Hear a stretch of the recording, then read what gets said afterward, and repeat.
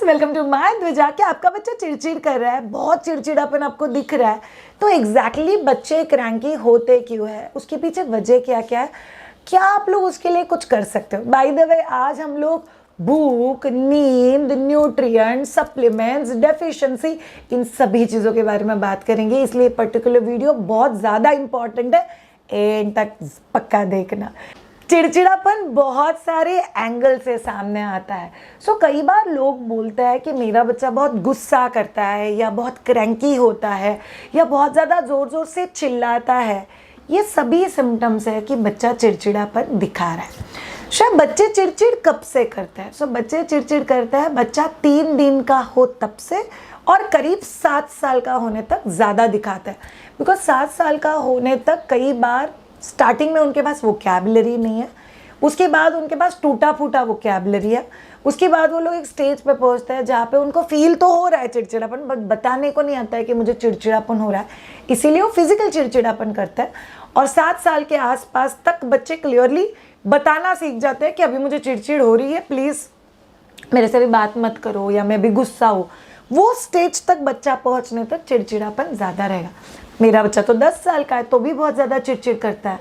इसका मतलब यह है कि अभी बच्चे को बताना आता है कि मुझे इमोशनली ये फील हो रहा है, और बच्चा आपको कन्वे कर सकता है कि मुझे यहाँ पे इम्प्रूवमेंट चाहिए। चिड़चिड़ापन is very very common reasons क्या क्या है बच्चे ने चिड़चिड़ापन करने के। सबसे इम्पॉर्टेंट और most known reason is boredom. बच्चे यूजुअली शाम को बहुत चिड़चिड़ करते हैं।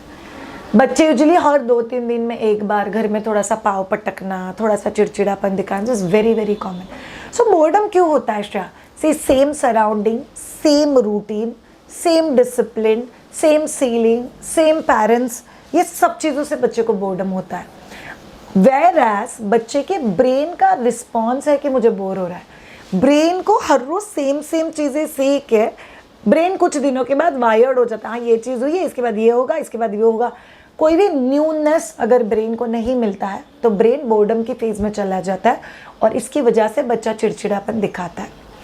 ऑनेस्टली आप सब लोग न्यूबॉर्न बच्चे का रूटीन देखो, एक स्पेसिफिक बच्चों को डिसिप्लिन बहुत अच्छा लगता है। खेलने का टाइम, नहाने का टाइम, बाहर जाने का टाइम, धूप का time, this kids love. But बाहर जाने के समय करने वाली activities there should be new. Newness अगर नहीं है तो ब्रेन बोर्डम फेज में जाएगा। जैसे ही ब्रेन बोर्डम फेज में चला जाएगा वो चिड़चिड़ापन दिखाने लग जाएगा, बिकॉज बच्चा खुद होके खुद को एंगेज नहीं कर सकता।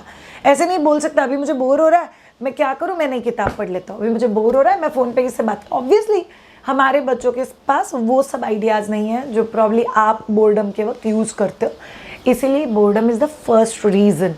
इस रीज़न का सल्यूशन क्या है? आप लोगों को इंश्योर करना है कि बच्चे के लाइफ में न्यूनेस ऐड हो। शायद न्यूनेस कितना, क्या पूरा दिन कुछ नया करते रहे? नो, ज़रूरत नहीं है।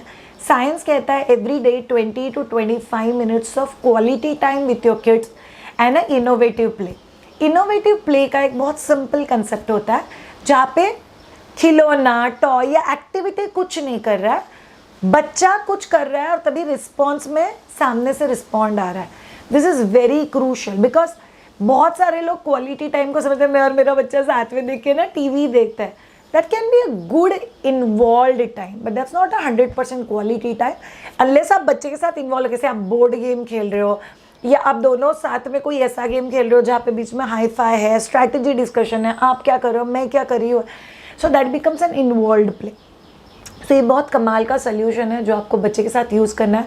In fact we have 2 courses called as early Gurukul and advance Gurukul, जहाँ पे इसी चीज़ के ऊपर फोकस होता है कि पेरेंटिंग एंड चाइल्ड्स ब्रेन, इन चीज़ों को क्लब हम लोग कैसे कर सकते हैं।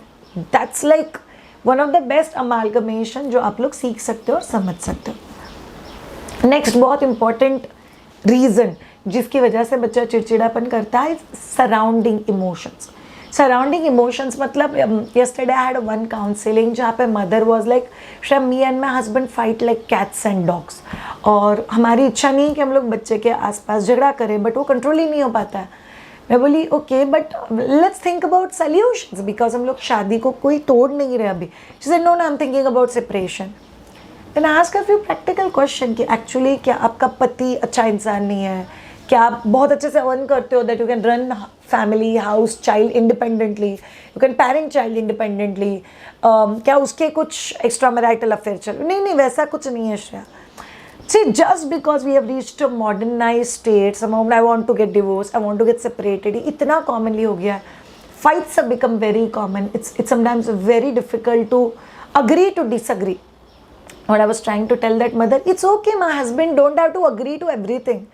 इनफैक्ट मेरे और मेरे पति के बीच में अग्री वाली तो चीज़ें बहुत कम है, बिकॉज उसका नेचर बहुत अलग है, मेरा नेचर बहुत अलग है, but we agree to disagree. हाँ, वो मम्मा का स्टाइल है, वो पापा का style, finish, and that's what will help you big time.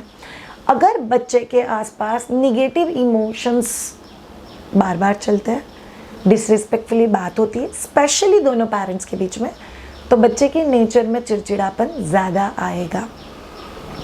Solution क्या है? One of the solution that I can tell you is negative चीज़ों को ज़्यादा लंबा मत खींचो. सेकेंड इज़ झगड़ा करने के लिए हमेशा दो लोग लगते हैं. नहीं श्रा, वही मुझे उकसाता है तभी मैं झगड़ा करती हूँ. नहीं, अगेन झगड़ा करने के लिए दो लोग लगते हैं, एक इंसान नहीं कर सकता. Third and very crucial and important thing, count your blessings. So marriage में ऐसा नहीं बोल रही हो कि आप झूठ पोर्ट्रे कर रहे हो कि marriage is going through difficulty. Might be truly is going through difficulty, but you will have to understand कि अगर मुझे राइट वे में पेरेंटिंग और शादी को भी आगे लेके जाना है, that I have to learn to count my blessings and keep small things small. ये फंडे बहुत ज़्यादा हेल्प करता है, एंड मैंने पर्सनली बहुत सारे मैरिजेस सेव किए हैं using this few of the tricks जो मैंने अभी आपके साथ शेयर किए. थर्ड रीज़न बच्चा चिड़चिड़ापन क्यों करता है, इट्स बिकॉज ऑफ वर्म्स. हम लोग डीवर्मिंग पे आपके लिए एक स्पेशल सेपरेट वीडियो बनाने वाले हैं जहाँ पे हम लोग वर्म्स के बारे में बहुत डिटेल में बात करेंगे. बट अभी के लिए समझ लो, अगर बच्चे के पेट में जंत है, जहाँ पे बच्चे को स्टमक पेन हो रहा है, या बच्चे का वेट बहुत ज़्यादा कम है, या बच्चे के पॉटी में जंत दिख रहा है बट इट्स गॉट निगलेक्टेड, या बच्चा टू मच मीठा खा रहा है, even this all things will stimulate worm production, और जिसकी वजह से बच्चे को वर्म्स का तकलीफ बहुत ज़्यादा हो सकता है. That's very very common. इसीलिए आप लोग को ध्यान में रखना है कि ये चीज़ नहीं चलेगी.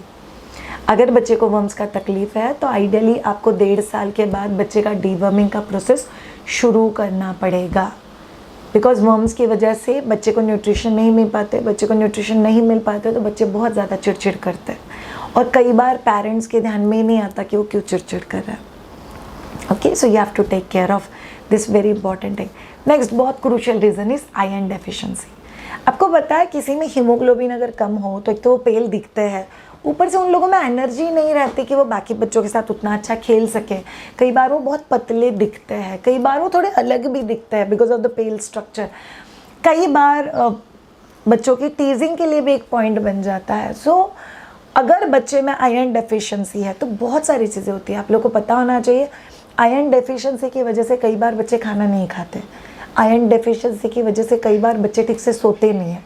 आयरन डेफिशिएंसी अगर है तो बच्चे एक्टिविटी ठीक से नहीं कर पाते.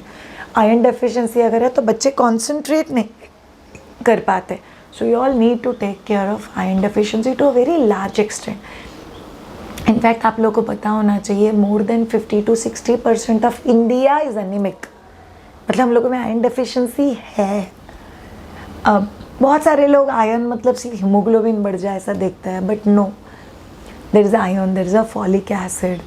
उसी के साथ और भी कुछ कंपोनेंट्स है जो आपकी बॉडी में होनी चाहिए. बट अगर आप हीमोग्लोबिन भी ठीक रख दोगे तो इश्यूज़ बहुत हद तक ठीक हो सकते हैं और बच्चे चिड़चिड़ापन नहीं करते. नेक्स्ट बहुत इंपॉर्टेंट रीज़न इज़ स्लीप. सो बहुत सारे लोगों को ऐसा लगता है नहीं मेरा बच्चा रात में नहीं सोता इसलिए पूरा दिन चिड़चिड़ करता है. No, that's not the reason. See बहुत सारे पेरेंट्स ना यहाँ पे one of the core explanation that we give, sweet sleep करके एक कोर्स होता है अपना, उसमें हम लोग सिखाते हैं इंपॉर्टेंस ऑफ स्लीप. बट अभी के लिए समझ लो आप सब लोग, मैं बच्चा हूँ, मैं पूरा दिन सो के उठी हूँ. अच्छा मेरा बच्चा बहुत अच्छे से सोता है, बहुत अच्छे से सोता है, और रात में पेरेंट्स वापस उस बच्चे को सुलाने की कोशिश कर रहे हैं. रात हो गई, हम लोग को नींद आ रही है, तो वापस सो जा. अगर मेरी जो रिक्वायरमेंट है वो नींद पूरी हो चुकी है तो बच्चा रात में वापस क्यों सोएगा? वो नहीं सोएगा. बट आपकी चिड़चिड़ हो रही है बिकॉज आप बच्चे को ज़बरदस्ती सुलाने की कोशिश कर रहे हो, बिकॉज आपका नींद नहीं हो रहा है. बच्चे को आप ज़बरदस्ती कर रहे हो इसीलिए बच्चा और चिड़चिड़ करेगा, तो बच्चा भी ठीक से नहीं सोएगा. सो ये जो एक सर्कल होता है, बहुत गंदा सर्कल है. लैक ऑफ स्लीप, इसीलिए दिन में सोना, दिन में सोना इसलिए वापस रात में नहीं सोना, दिन में सोते हो इसलिए एक्टिविटी नहीं हो पाती है तो दिमाग खाली है तो और चिड़चिड़ होता है। ये खाली दिमाग रात में एक्टिविटी करना चाहता है बट रात में आसपास कोई नहीं है एक्टिविटी करने के लिए, और चिड़चिड़पन होता है। So somehow sleep have a very important role to play. आपको पता है जिसकी नींद ना हो उसके बॉडी में कॉर्टिसोल लेवल्स बहुत हाई होते हैं। सो जैसे ही मैंने आपको बोला कि I tell you the hormonal reasons क्यों बच्चा चिड़चिड़ करता है। So cortisol is a stress hormone. अच्छा, बच्चे को क्या स्ट्रेस होता है? बच्चे को बहुत स्ट्रेस होता है। मैंने अभी आपको जितने भी पहले रीजंस बताए वो सारे ही रीजंस बच्चों के लिए स्ट्रेस की वजह है, और इसमें से किसी भी वजह से अगर आपके बच्चे को स्ट्रेस हुआ तो वो स्ट्रेस रिफ्लेक्ट होगा, और उस स्ट्रेस की वजह से आपका बच्चा और चिड़चिड़ करेगा। So this is very very common. So आप लोग को इंश्योर करना है कि बच्चे का नींद स्लीप स्ट्रेस बिल्ड नहीं होना चाहिए। दिन में सोए रात में सोए, यू फर्स्ट बिकम पीसफुल। फिर बच्चे के दिन के बदले रात में सोने का शेड्यूल आप बहुत पीसफुली सेट कर सकते हो। मेरा बच्चा सोता नहीं, मेरा बच्चा सोता नहीं, and that creates lot of issue. Next one, sharing. Sharing से बच्चा चिड़चिड़ होता है। हाँ जी, आप दुनिया के साथ क्या शेयर कर रहे हो? मेरा बच्चा तो बहुत गुस्सा वाला है, मेरा बच्चा तो बहुत चिड़चिड़ करता है, मेरे बच्चे को तो जमता ही नहीं, you know my child is very shy, my child will not do it. अगर आप बच्चे के बारे में अच्छी बातें नहीं कर सकते तो बात ही मत करो ना। अगर बात करना है तो you will talk something positive. नहीं शायद सच में मेरा बच्चा shy, you can tell that मेरा बच्चा बहुत ऑब्जर्वेंट है इसलिए it looks little shy, but yes I am happy the way they are, because ultimately हर इंसान का एक इंटरनल क्रेविंग होता है कि कोई मुझे समझे, और वो अगर बच्चे को आप में दिखाई दे गया then it can be something very very very good है। नेक्स्ट वेरी इंपॉर्टेंट है, आप बच्चे को बड़ा कर रहे हो, वेटर को नहीं। वेटर क्या होता है? यस मैडम, जी madam, thank you madam, what's next madam, ये वेटर करेगा आपके लिए। आपका बच्चा क्यों करेगा? यस मम्मा, ओके मम्मा, हाँ मम्मा। जब तक उनको खुद की समझ नहीं है 10 महीने तक probably they don't develop a stage of independent thinking stage, but उसके बाद तो बच्चा इंडिपेंडेंस ढूंढता है, इंडिपेंडेंटली डिसीजन लेना चाहता है। इसीलिए वो एक सबॉर्डिनेट एनवायरनमेंट उनके लिए क्रिएट करना बहुत इंपॉर्टेंट है, जहाँ पे बच्चा खुद डिसीजन ले सके और खुद उन चीज़ों के ऊपर काम कर सके। तो आप सब लोगों को इन सारे पॉइंट्स के बारे में सोचना बहुत ज़्यादा ज़रूरी है। हे ऑल ऑफ़ यू, अगर आप लोग यहाँ तक वीडियो देख चुके हो तो I have a request for you. आप लोग मुझे कमेंट बॉक्स में लिख के बताओगे कि इसमें से कौन सी वजह है जो आपको लगता है कि आपके बच्चे को चिड़चिड़ा बना रहा है। Let's find solution for that particular thing. Thank you so much all of you ये पर्टिकुलर वीडियो देखने के लिए। Have a great time, take care, bye bye.